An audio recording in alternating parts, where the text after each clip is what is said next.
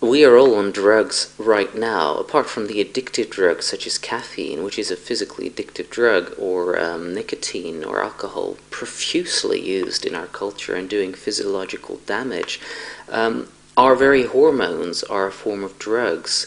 If you were to take the essential amino acid tyrosine and you were to take a teaspoon of that isolated, within 2 hours you'd feel like you're on amphetamine or 20 cups of caffeine. But it's in all of our foods, like an egg white. It's a psychoactive drug, and we're all on it.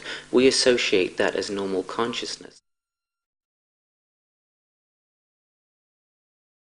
The pineal gland is a small cone at the top of the spine, a small third eye, literally an atrophied eye, the third eye of the Eastern philosophies, and the single eye of alchemy called the ayin, the single eye, the all-seeing eye of Egypt, the eye of Ra. This pineal gland produces the most essential neurohormones that switches on all the rest of our bioanatomy, but when we dream. So usually our dreams are unconscious. Recent scientific evidence has shown that the release of a neurotransmitter called pineal, which is found in the soma bush, and a sister of which is found in the ayahuasca vine, Ileana, or Banisteriopsis caapi, is released when we dream and induces rapid eye movement, REM, and this is when we start to dream. This rapid eye movement function is essential to health because it takes all unintegrated electrical experiences in our brain and assimilates them, and it takes our daily experiences and it synthesizes them into ancestral memory. Our pineal gland is in a sense a second undiscovered sex organ, which we only access in unconsciousness when we dream. Shamanism is about awakening that second sex organ consciously. But it requires sex education. It requires shamanistic alchemical education because it's the higher brain that it awakens, which usually is unconscious. A very powerful mind that knows how to build our body, knows how to build our bones. An incredible intelligence that knows which amino acids to extract to make enzymes, to make proteins, etc. Our conscious mind hasn't the foggiest notion of all of these terms. It's a pure baby. So our baby nature is propelled into a shocking, real, raw intelligence that is immensely intelligent and integrated. So it requires a shamanistic sex education. How can DMT be a drug when babies are producing it in the womb? And when we have lucid dreams, our blood is saturated with DMT. It means every time we're having lucid dreams, we should be imprisoned. Does that mean we have to cut off the pineal gland because the pineal gland is an illegal drug laboratory? So the pineal gland atrophies at the age of 12. It calcifies. Calcium goes into it and forms calcium crystals. So from the age of 12 onwards, there's a decline of all of these life hormones, really.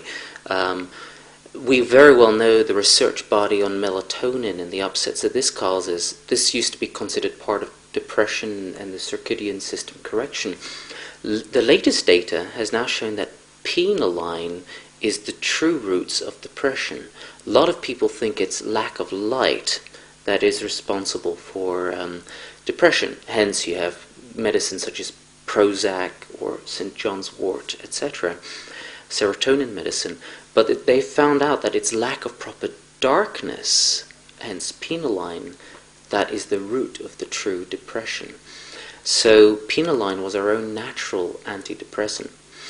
But in relationship to internal and external alchemy, it was now known that at the age of 12, whatever is spiritually awake in humanity, whatever bridges the spirit to matter, the third eye, the pineal gland, it begins to atrophy, to harden.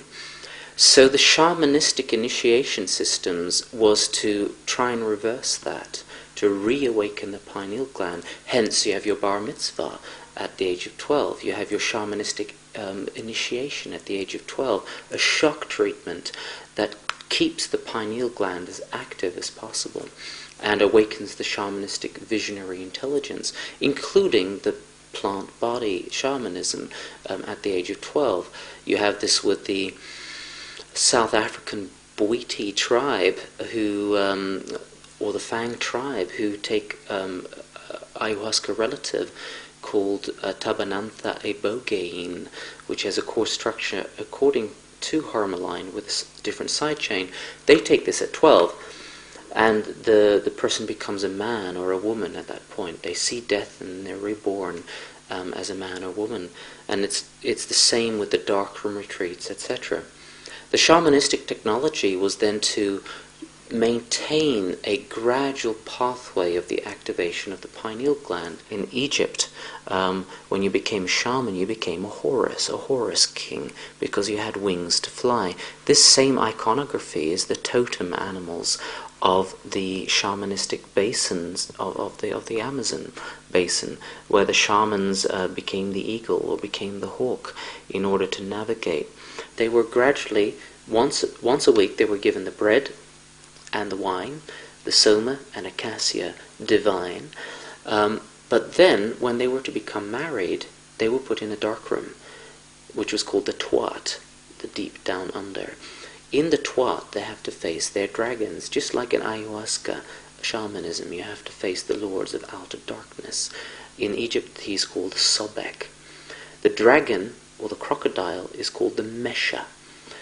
This is shown in the tomb of Tutmosis III, the great-great-grandfather of Akhenaten. Here in his tomb is shown his own ritual, where he goes into the darkness.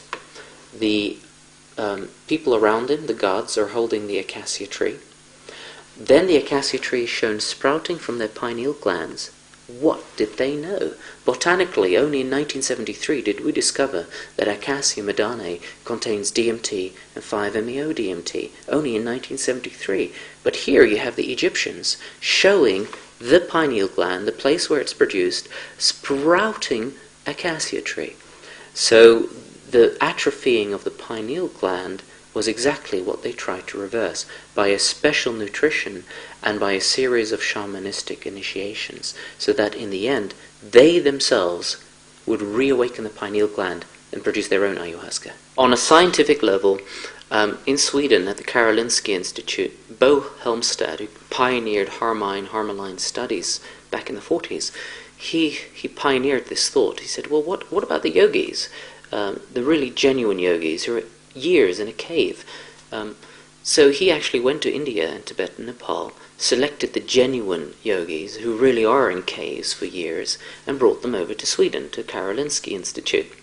They were in a constant state of enlightenment or rapture. He measured their blood. Lo and behold, what did their blood show?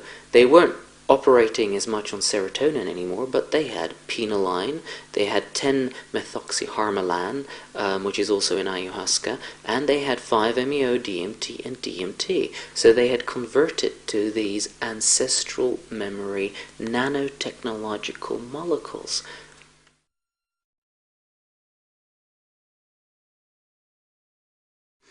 The plant shamanistic molecules propel our consciousness into the overmind of nature, the computer banks of nature, the living logos of nature, and thereby the plant archetypes are really the navigating icons through these information streams. Well, first a comment on the snake archetypes of ayahuasca. Ayahuasca has been primarily used in the Amazon basin, so the surrounding life forms, the kings of nature there, became embedded over 30,000 years as a memory in those molecules, as a jungle television. The experiments were done where ayahuasca was given to Eskimos who've never seen snakes, who've never seen jaguars, but they saw writhing snakes and jaguars. What is interesting is that different plants, like soma, which also contains harmaline and harmine, just as ayahuasca does, you have much less of these snake forms, because a different set of cultures have used it. So you get more Egyptian-like or Indo-European-like archetypes emerging from the information that is in those molecules, which is interesting unto itself. But it would seem that the snake serpentine nature that comes out is a perfect translation of the double helix of the DNA itself, and that the archetypes of angels and demons is the binary code of the DNA. Most people, when they think of the DNA code, they think of something dead in a laboratory that their physics teacher told them at school as they fell asleep by the complexity and the absolute dry board nature of it. But actually, this is a fabulous code. This is a fabulous living intelligence that is able to turn on all life forms that we see, the raging elements of nature. So that's a frighteningly powerful intelligence, or a gloriously blissful intelligence, depending on which pole of the sinus wave snake they are. If they represent the positive go signals of the DNA, or the negative no-go signals of the DNA. No life, destructive demons, or go, yes, life. That's great, that's ecstatic, that's beautiful, that's angelic.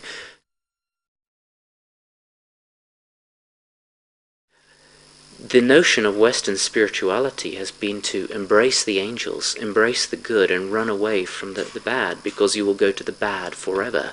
You will go to hell forever. And so that has been a schizophrenia that has judged a part of our brain, part of our life cycles, as bad, and as a result we've become more and more polarized, and we have become less and less integrated in 8 cycles consciously, because we've developed a language, a belief system based on this unbalance of polarities. White is good, black is bad, and white is the ultimate, and black is what you want to go away from. But it's neither. The point is it's neither. They're just the binary code of the DNA.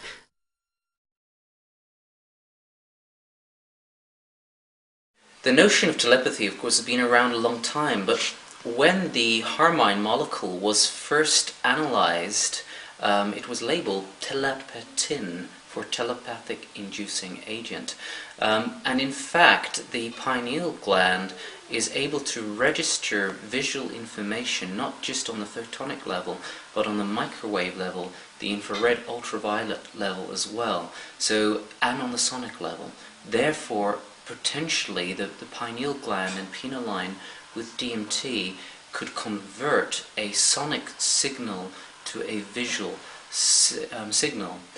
This is a form of group mind and telepathy. There is a group leader. That group leader becomes a central icon that the overall genetic information guards use to steer an experience, use as an antenna, because the shaman will be navigating constantly a coherent brain state that entrains the others to remember a balanced state. Essentially 8 cycles per second, both hemispheres of the brain communicating as one. 8 cycles per second is important in that 8 cycles, or 8 hertz, is the only frequency, or the only hertz, that can pass through a Faraday cage. That's copper with a vacuum, copper, vacuum, copper, vacuum, as Dr. Puharich showed. So every thought and every energy, electricity, can't pass through that Faraday cage or through those vacuums, but 8 cycles go straight through. The implication of that is that 8 cycles rotates through another dimension.